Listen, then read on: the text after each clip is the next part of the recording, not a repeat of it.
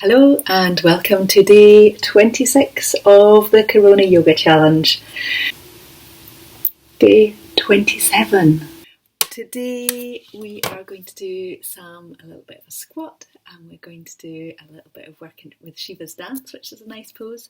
But in the meantime, beforehand, please check my website for health issues, individual circumstances, the quizzes, any other videos that you might like, and classes if you want to join, of course. Please subscribe on YouTube if you want to get updates on when the videos just come out, so that you actually get them on time, because sometimes I'm a little bit tardy on getting it onto Facebook and the likes.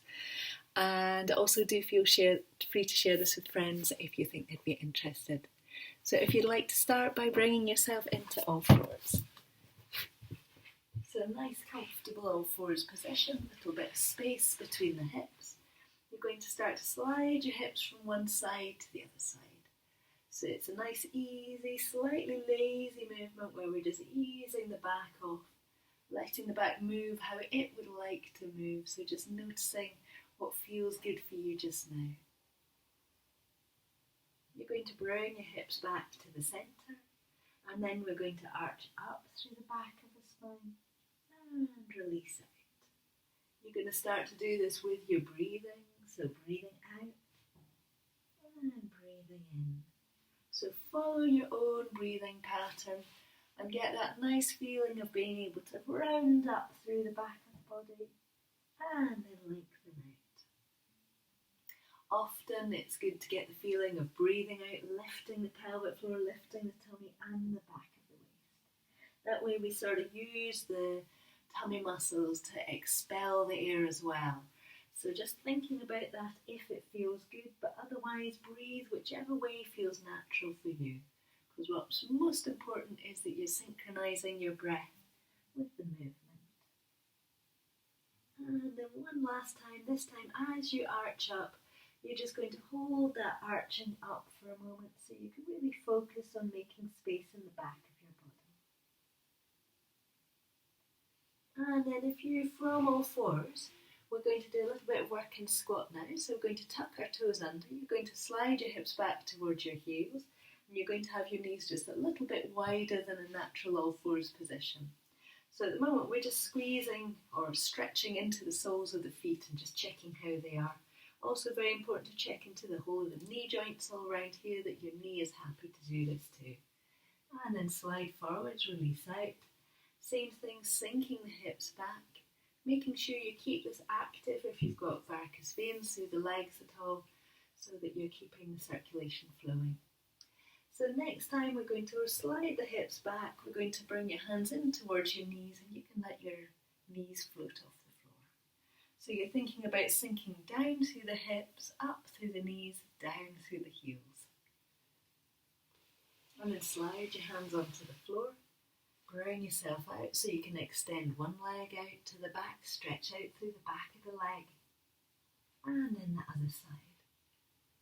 Same thing, just a nice steady even stretch back. We're going to come back up into a squat pose, so the knees are slightly wide. You're walking your hands back towards your knees. You're going to lift your knees up, and then this time you're going to have the option of sinking down onto your heels if it feels comfortable. And you can bring your hands in towards your heart and relax your shoulders down.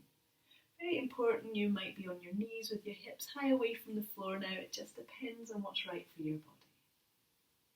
You're going to slide your hands onto the floor.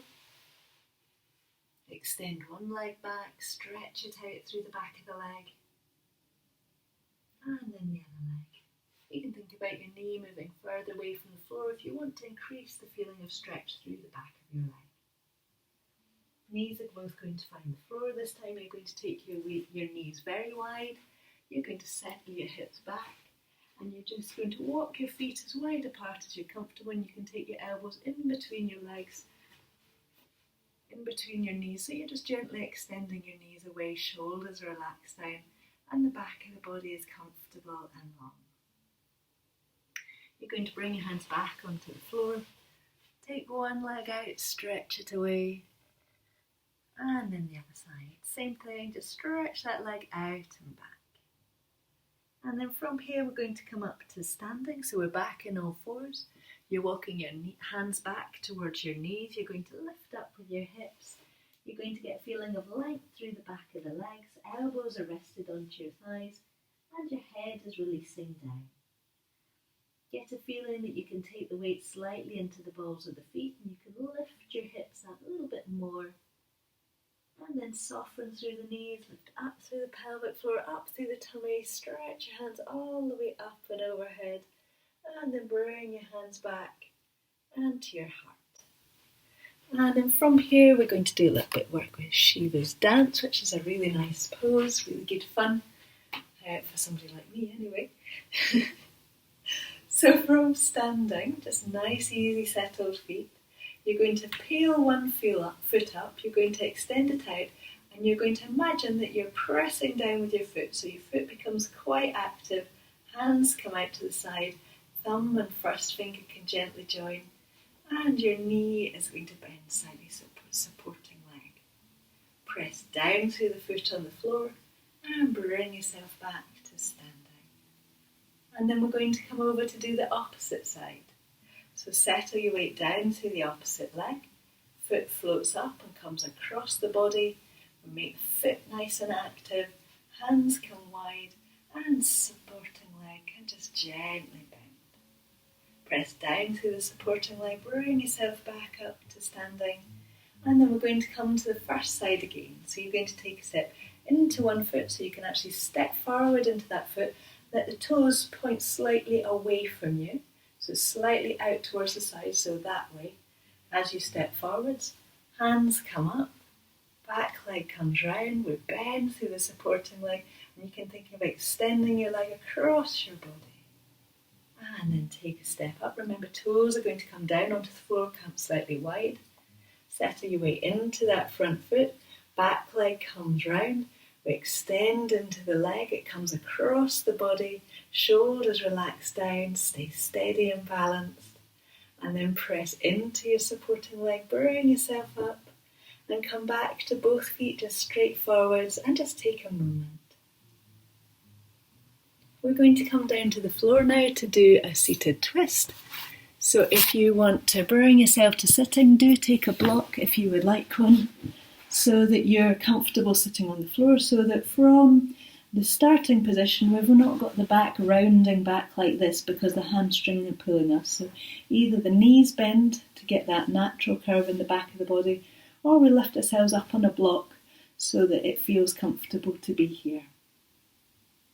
So from here you're going to take one leg and you're just going to bring it out to the side, but it's easier to see. So it's very, very soft and relaxed, so that the bent in leg, the foot is just settling round your calf muscle, so you've got a much longer position than where we've done it before. And this foot out here is just gently growing up towards the ceiling, so it's not angular and tight like it's on show, but it's just a little bit alive. So think of it as like a new plant that's wanting to grow, rather than a kind of desperate plant or a kind of bored plant. So from here you're going to have one hand rested onto your bent knee, other hand's going to come onto the floor behind you, and you're going to keep awareness through this front bent knee, and your hand and your connection there as you come round. So it's like you're coming away from this front hand and you're expanding out and round through the ribcage from here. So we keep thinking about gently lifting up through the diaphragm as we spiral round, so that spiraling round is done with lots and lots of space between each vertebrae, which is going to give us a feeling of liveliness and energy flowing through the back of the body. Bringing yourself back to the centre, and then we're going to swap over. So the other leg is going to be straight out. Free leg is just going to settle in towards the calf, so the knee is very soft and relaxed. Hand is going to settle onto your knee. Other hand is going to come onto the back of the floor, or the floor just behind you. And then think about just gently extending away from this front knee. So not that we're pressing the knee, but just that feeling of moving away from the front knee, or the bent knee. Both shoulders are relaxed. The back of the body is lengthening all the way up and underneath the skull. So right the way up to the top, we've got feeling length through the spine, and then that spiraling round. Bring yourself back to the centre. Take both legs out in front. Fold forwards easily and comfortably over both legs. So have your knees as bent up as you would like. Bent up as feels good for you as you soften forwards. And then walk your hands in and up your legs to come to comfortable sitting. We're going to do some breathing from here, so you just bring yourself into a position where you can breathe easily. And we're going to do breathing where we're focusing on the 3 different areas of the lungs, so the low area, the middle area and the top area. And we're going to do what's called the full breath, so we're going to be breathing into the lowest area first, then filling up into the rib cage area, and then all the way up to the collarbones. So I'm going to speak it at a certain speed, but if you need to go faster or slower, please feel free to do that. So feeling a natural flow of this is more important than following my speed, but at least it'll give you a guide to the different areas we're working into. So you can let your hand rest onto your body, or you can just do this with your mind, whichever works better for you. I'll show it with my hands so that it gives you that kind of visual representation of what we're doing as well. So first of all, just allow your breathing to settle and notice how it is just right now. See if you can take that easy breath a little bit like you're on holiday. So you can feel your body expanding in different directions as you breathe in.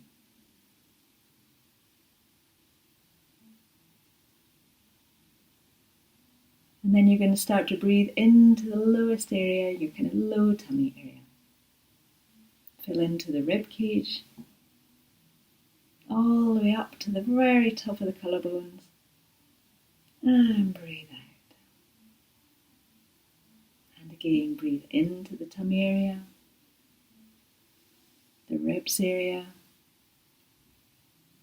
When you fill there, all the way up to the collarbones. And breathe out. And last time, tummy. Expand into the rib cage. Fill all the way up to the collarbones. And out.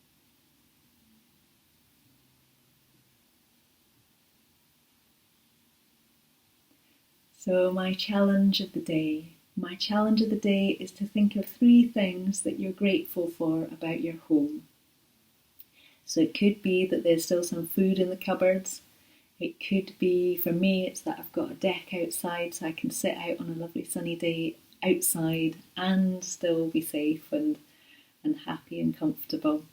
And I really like my bedroom because it's very, very quiet. But whatever the things are that come to you, for you, it could just be that you really like your carpet or like the way your clothes are in the cupboard. I've no idea, but just try and find those 3 things for you, what it is today. And my quote for you today is from Rumi. It's a really nice quote. Stop acting so small. You are the universe in ecstatic motion. Stop acting so small. You are the universe in ecstatic motion. I hope your day is good and productive and happy. Thank you.